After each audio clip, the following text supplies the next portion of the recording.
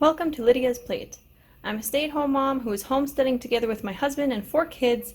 We do gardening, house cleaning, all the homesteading stuff, baking bread, experimenting with gluten-free foods for one of our kids, animals, and the like. So if you like that kind of stuff, stay tuned and welcome to our channel. Hey there everyone, welcome back to Lydia's Plate. I want to bring you some baking motivation today, but before I can get started, I'm going to have to clean up my kitchen a little bit. There we go, that's all done. Now let's get on with what you came here for. Some baking motivation to bake a whole bunch of stuff at your house so your family will have breakfast to eat, desserts to eat, all kinds of yummy, yummy goodness.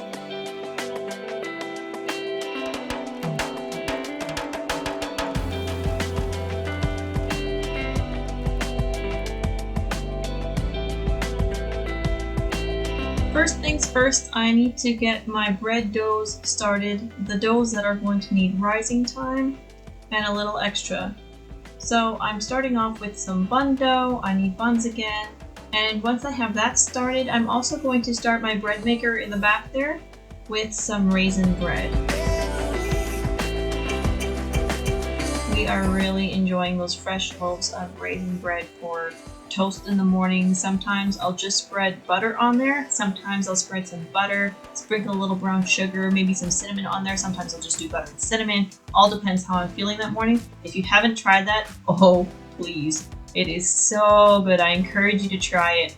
And I don't even really like raisins, but raisin bread like that, I really, really like it. It's a great breakfast. So I just dumped the water out that I had measured into there because I did not look ahead of the recipe. It's been a week or two since I've made this and I forgot that it was supposed to have milk.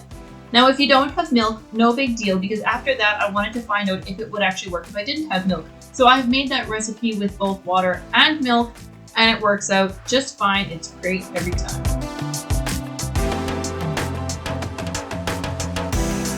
The next thing I'm going to get started on here is some peanut butter muffins. I got out the big bowl at first because I wanted to make a quadruple batch, but then once I got my peanut butter out, I saw that I didn't have enough peanut butter for a quadruple batch. I didn't even have enough for a double batch. So I'm going to make a double batch anyways, and once I run out of peanut butter, I'm going to substitute coconut oil instead. These muffins always do come out very strong on the peanut butter side anyways, so I didn't think it would be a problem, and it wasn't. The kids had them all polished off before I even got to try one. I was talking with someone recently about how I don't really care for raisins, and they suggested to me that sometimes raisins need to be washed.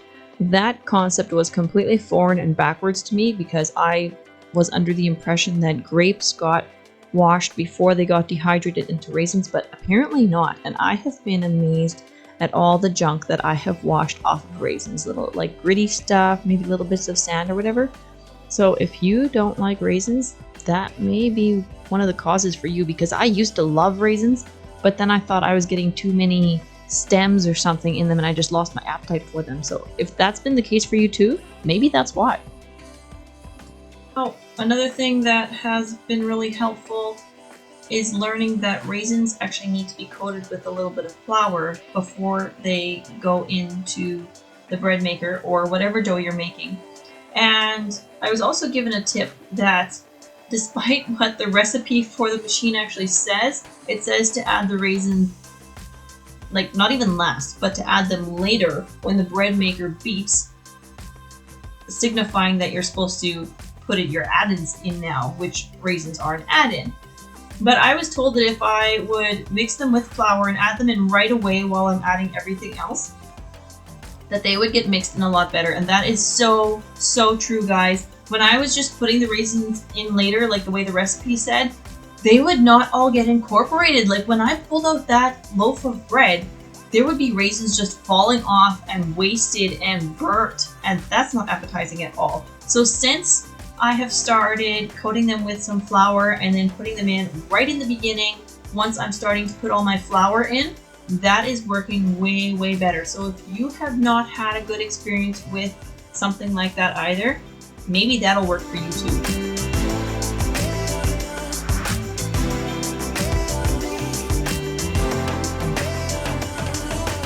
plan on talking through this entire video. I just want to bring you some baking motivation. So I'm only going to talk when I feel like maybe there's something I need to explain, something that's going to raise a lot of questions. If I miss anything, please feel free to comment in the comment section down below. I totally want to help you out, help you understand things better. Maybe it didn't get fully picked up on the video, so if you have questions, fire away. I'm more than happy to answer them.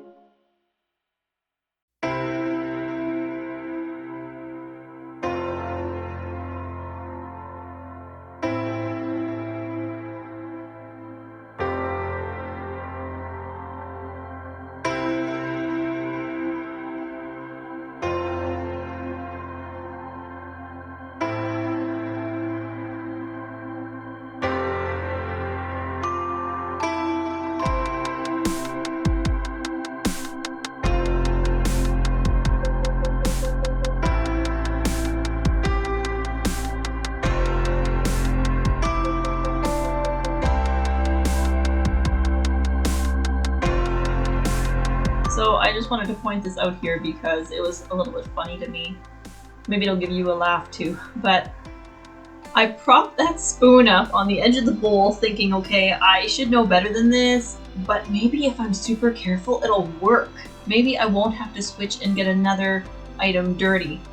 And it was working well. I was being aware of it and holding on to it whenever I added new ingredients so that nothing would make it fall over. And all of a sudden, I got too confident with that spoon in there again, and it fell all the way into that bowl.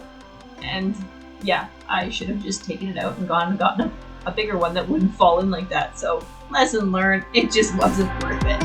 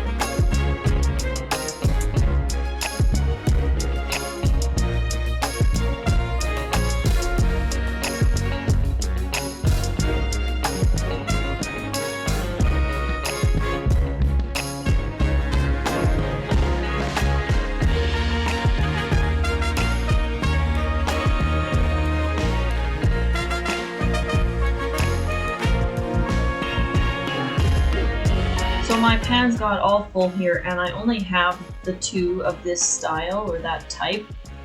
So I was really debating, do I want to pull out my non-stick pans and try going no liners in them? I've heard from other people that it works, but I have rarely had good success with those pans. My muffins just look funny. So finally, after looking at other recipes and deciding what I wanted to do next, I thought, you know what? I'm just going to go for it. I'm going to clean up a little bit, get a few other things together for the next thing that I'm going to bake, find whatever recipes I need to, and then I'm going to try one of those pans because I want to get these muffins done.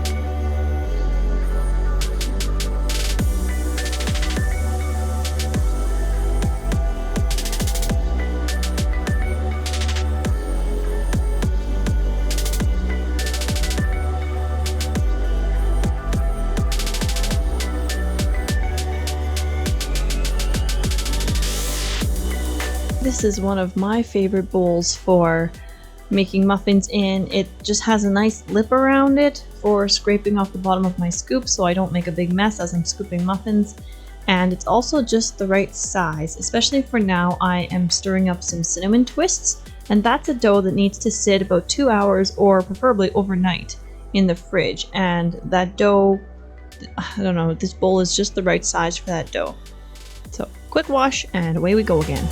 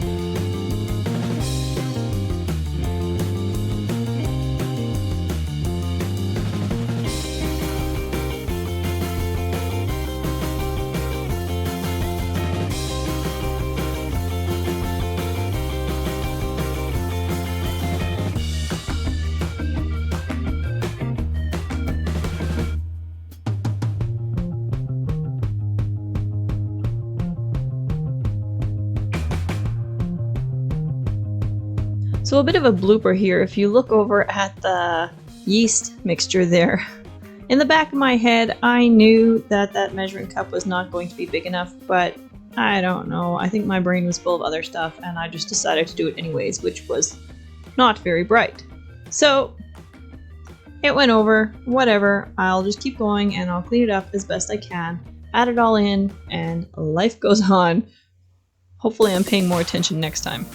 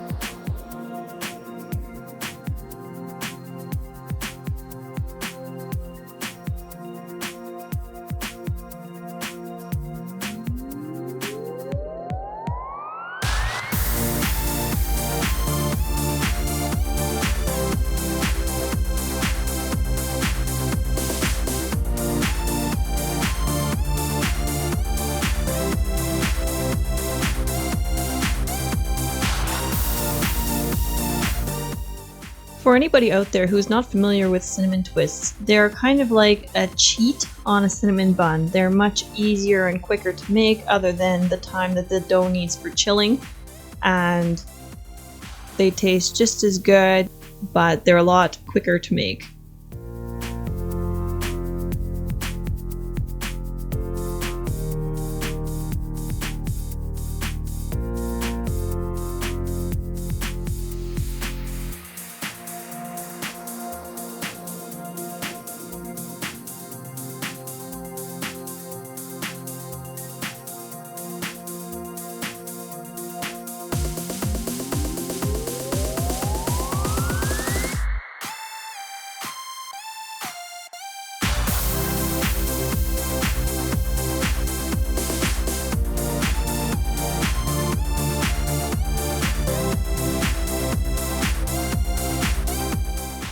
And I would have liked to have gotten a whole lot more baked today, but it's almost 4 o'clock, which means I need to start making supper if I want to make something from scratch. Even if it's pizza, we have started enjoying eating earlier in the day. Well, not like earlier, but I don't know, if we're eating by 5:30, we've really enjoyed the amount of an evening that gives us. So, especially if we want to eat at that time, I've got to start going on supper. Plus, I still have other things to finish, like my bun dough there is ready to be made, so I can't afford to bake anything else yet if I want to have supper at a decent time.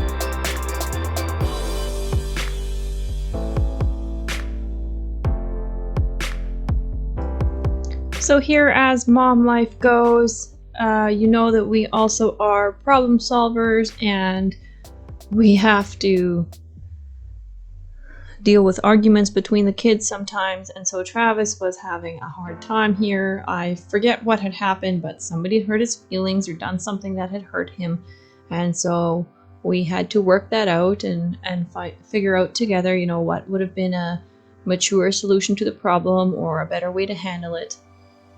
And he likes to be my helper then as we're chatting.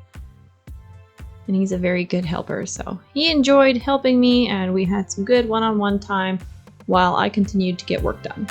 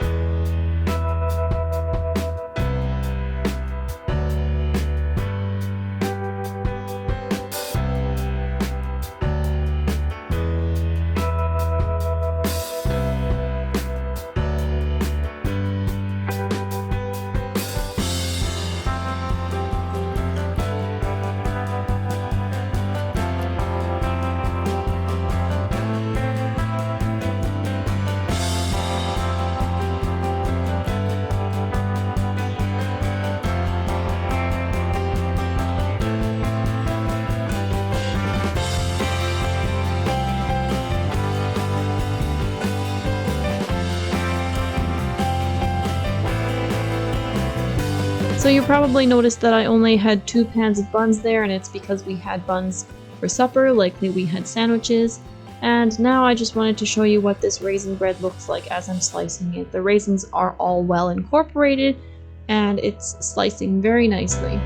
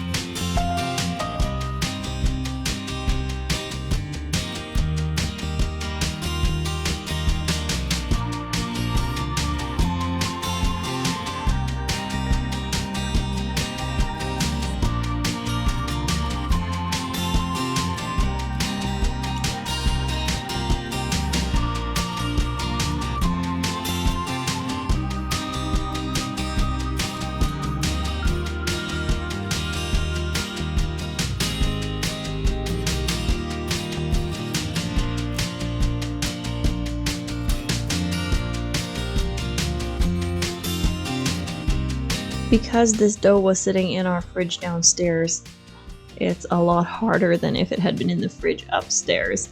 That is a very old fridge downstairs, and boy does it chill well. So it's kind of like working with Play-Doh. I'm gonna have to get this dough a little warmed up and work it well, get it all pliable again. But it won't take long. In a few minutes I'll be ready to go and show you how to make cinnamon twists if you don't already know.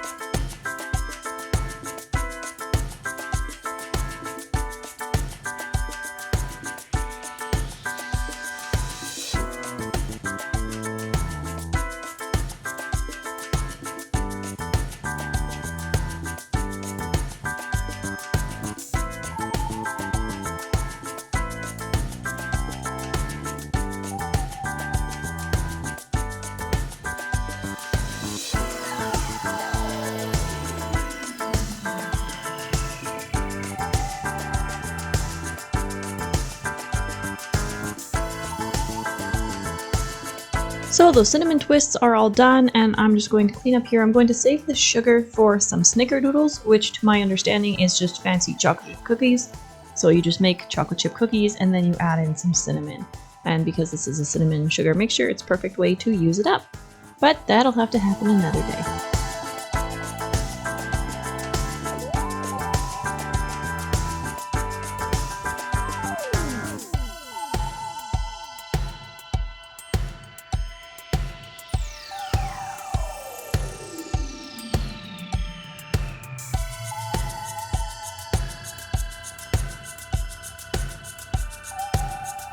And that is it for the baking motivation. I hope it has inspired you to get into your kitchen and bake away for your family. You can see here it's getting to lunchtime. Kids have pulled out leftovers already. So we're going to be eating soon, and I've just made them a plate of cinnamon twists for dessert here.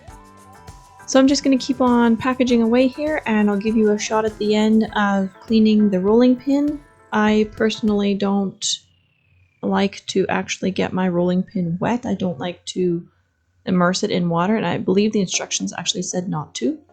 So I'm just going to give it a good wipe with a hot soapy cloth.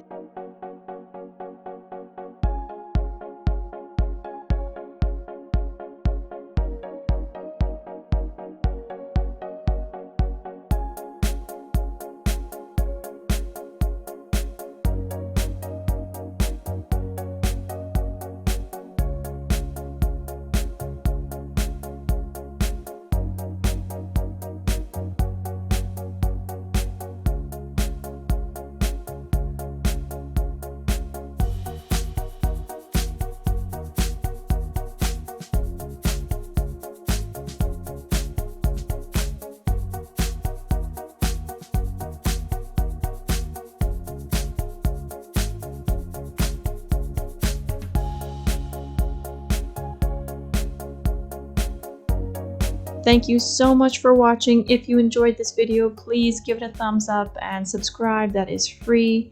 Give it a like, and I'll see you in the next one. Thank you so much for watching, guys. It means so much. Bye!